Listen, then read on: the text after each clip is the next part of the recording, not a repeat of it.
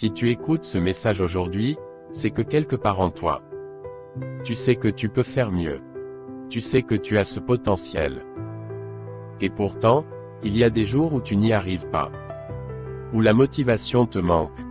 Où tu te demandes même, à quoi bon? Ce que je vais te dire aujourd'hui, ce n'est pas un joli discours motivant. C'est brut, parfois inconfortable, mais c'est la vérité. Parce que si tu veux changer ta vie, tu dois comprendre une chose, la motivation ne viendra pas te sauver. La vérité sur la motivation. On te vend souvent l'idée que tu dois attendre la motivation pour agir. Comme si c'était une étincelle magique qui allait apparaître et te propulser. Mais la vérité, c'est que la motivation est un mensonge. Elle n'est pas constante. Elle ne dure jamais. Les plus grands réussissent non pas parce qu'ils sont motivés, mais parce qu'ils agissent même quand ils ne le sont pas. Alors, arrête d'attendre. La motivation, c'est comme la météo, imprévisible. Ton succès, lui, doit être comme une horloge, régulier, précis, inarrêtable. Commence. Même petit. Même fatigué. Même pas prêt. Le piège de l'attente. Tu attends d'avoir plus d'énergie, d'avoir plus de temps, que les conditions soient parfaites.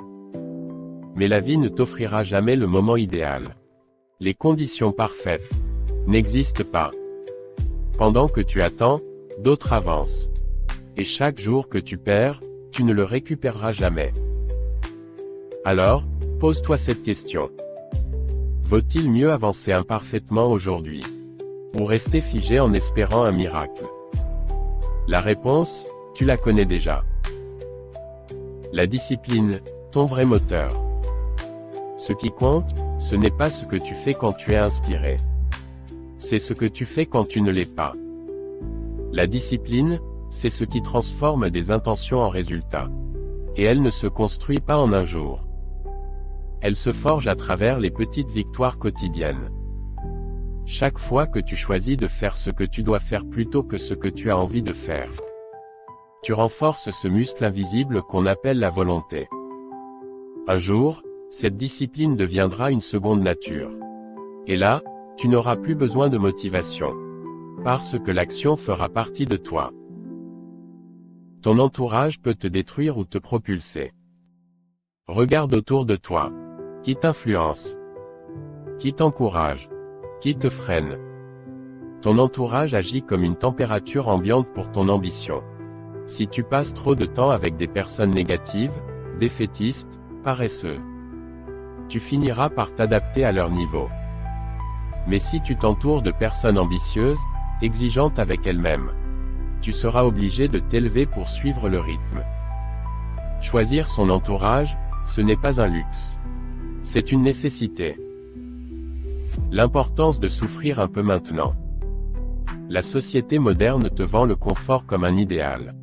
Mais la vérité, c'est que trop de confort tue ta force. Chaque difficulté que tu évites aujourd'hui devient un problème plus gros demain. Alors oui, c'est dur de se lever tôt. C'est dur d'aller à la salle. C'est dur de travailler sur un projet sans garantie de succès. Mais c'est 1000 fois plus dur de vivre avec les regrets. La souffrance de la discipline est légère, comparée au poids du regret. Le choix t'appartient. Personne ne viendra te sauver. Personne ne fera le travail à ta place. Tu as deux choix. Continuer à attendre le moment parfait, en espérant que ta vie change. Ou agir maintenant, même dans le doute, même dans l'inconfort. Parce que c'est là, dans l'effort silencieux, que tu forges une vie qui vaut la peine d'être vécue. Alors, lève-toi, et commence. Pas demain, pas plus tard, maintenant.